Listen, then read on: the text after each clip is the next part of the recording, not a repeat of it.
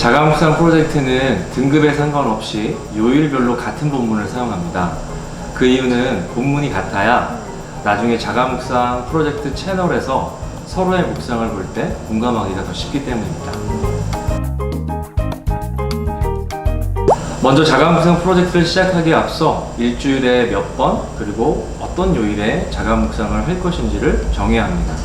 시간을 정하고 장소를 정해서 말씀을 묵상하는 것은 하나님을 향한 기본 에티켓입니다. 우리가 친구를 만날 때도 시간과 장소를 정하는 것처럼 말씀 묵상은 하나님을 만나는 자리이기 때문에 이런 에티켓은 정말 기본 중에 기본이라고 할 수 있겠습니다. 시간과 장소를 정하는 것에 있어서 중요한 포인트는 약속을 무리하게 잡지 않는 것입니다. 사람은 습관의 동물이라서 늘 하던 것을 하기 마련인데요. 늘 해온 것들로 가득 차 있는 우리의 일상에 이 말씀 묵상이라고 하는 새로운 활동이 들어오려면 그게 그냥 쉽게 될 수가 없죠. 그래서 제가 추천드리는 방법은 일주일에 한 번으로 시작하시면 좋을 것 같습니다. 한 주를 시작하는 월요일이나 또는 한 주의 중간쯤에서 목요일도 괜찮고 이렇게 일주일에 딱 한 번만 묵상을 하는 것입니다. 그래서 그렇게 우선 한 달을 해보고 이것이 일정하게 잘 되면 거기서 하루를 더 늘리거나 하는 방식으로 하는 거죠. 시간대로 가장 좋은 시간은 하루를 시작하기 전, 출근하기 전이나 아니면 출근해서 하루 일과가 시작되기 전에 하는 것이 일반적으로 가장 좋은 것 같습니다. 말씀으로 하루를 시작할 수 있기 때문이죠.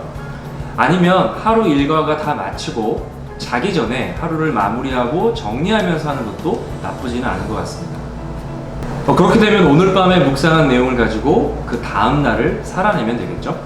소요 시간도 정해 놓으셔야 됩니다. 10분이면 10분, 30분이면 30분 이렇게 구체적으로 정해 놓아야 애매하지 않게 잘 실천할 수 있습니다. 장소도 가능하면 외부와 단절된 곳이 가장 좋고 그렇지 않다면 지하철도 나만의 묵상 공간이 될 수는 있을 거예요. 하지만 충분히 방해 요소가 많이 있는데도 계속 그 장소를 고집할 필요는 없습니다. 묵상에만 집중할 수 있는 공간이 필요합니다. 네, 이렇게 묵상 시간과 장소를 구체적으로 꼭 정해 놓으셔야 자가 묵상 프로젝트는 성공할 수가 있습니다. 묵상통 문자는 보통 오전 8시에 발송이 되는데요. 본인이 그것보다 더 일찍 묵상하기를 원한다면 채팅하기를 통해 자기 등급과 10시, 그래서 예를 들면 고급 10시 이렇게 남겨주시면 됩니다. 그러면 그 전날 밤 10시에 묵상통을 미리 보내드릴 수 있습니다. 초급 묵상통을 받아보시면 그날 해당되는 본문과 질문 3개를 확인하실 수 있을 거예요. 먼저 묵상하기 전에는 기도를 합니다. 묵상통에 적혀져 있는 것처럼 겸손히 주님을 만날 기대를 품고 말씀에 대한 바른 이해를 위해 기도합니다. 기도는 한 번 하면 안 해도 되는 게 아니라 묵상하면서 필요할 때마다 할 수 있습니다. 내용이 어렵다거나 이해가 안 될 때 얼마든지 하나님께 다시 기도할 수 있습니다. 그리고 나서 본문을 읽습니다. 세 번역으로 보기 때문에 단어와 문장을 이해하는 것은 어렵지 않으실 겁니다. 한 3번 정도 본문을 읽으시면 내용을 잘 이해할 수 있을 거예요. 자, 그러면 첫 번째 질문이 나옵니다. 본문 내용을 자유롭게 한 줄로 요약해 보는 거예요. 그냥 편하게 여러분만의 스타일로 오늘 읽었던 본문을 요약해 보시면 됩니다. 내용을 잘 이해했다면 요약이 훨씬 쉽게 되겠죠? 그리고 두 번째는 본문을 읽으면서 혹시 마음에 와닿는 것이 있다면 기록으로 남겨보는 거예요. 여기서 중요한 것은 내가 주어가 되어야 한다는 것입니다. 만약 본문을 읽으면서 다른 사람이 생각난다면 그 생각은 접어두십시오. 본문이 나에게 어떤 의미로 다가오는지가 우선은 중요합니다. 그리고 꼭 기록으로 남기는 것이 중요해요. 우리의 느낌과 생각은 금방 사라질 수 있기 때문에 이것을 글로 남겨두면 여러모로 유용할 수 있습니다.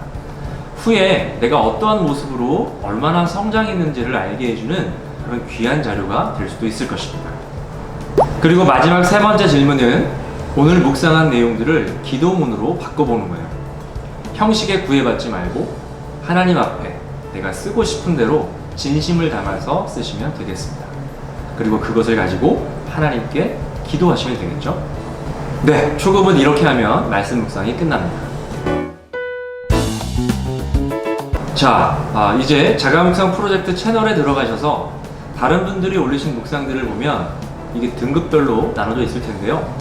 아마 같은 등급의 글을 보면 반가우실 겁니다. 그럼 그 묵상들을 한번 천천히 읽어보고 공감되는 부분들이 있으면 댓글을 남겨주시거나 좋아요를 눌러주시면 됩니다.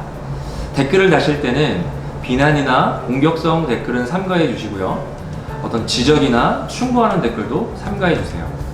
가능하면 공감과 따뜻한 격려, 응원의 댓글을 꼭 달아주시면 감사하겠습니다.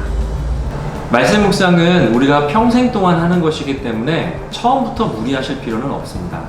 그리고 처음부터 잘할 수도 없어요. 처음부터 잘하는 사람은 아무도 없습니다. 그렇기 때문에 가벼운 마음으로 말씀 묵상을 시작하시면 좋을 것 같아요.